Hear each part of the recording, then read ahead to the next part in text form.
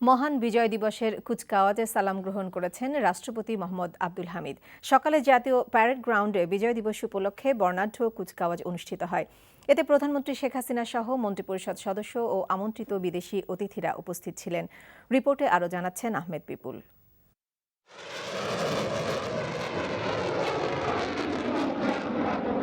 স্বাধীনতার ৪৫ বছর পূর্ণ করে বাংলাদেশ আকাশপথে কতটা শক্তি এবং সামর্থ্য অর্জন করেছে সেটি প্রদর্শিত হলো বিজয় দিবসে।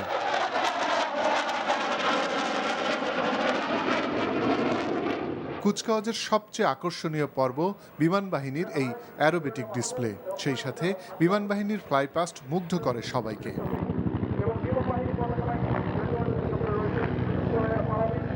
এর আগে কুচকাওয়াজের শুরুতেই রাষ্ট্রপতি প্যারেড পরিদর্শন করে কুচকাওয়াজ সালাম গ্রহণ করেন।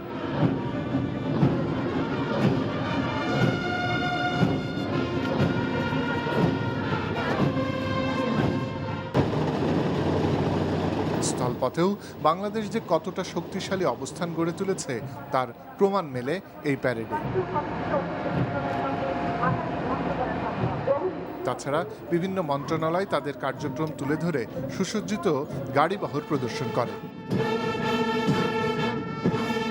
Ahmed people, NTV news, Dhaka.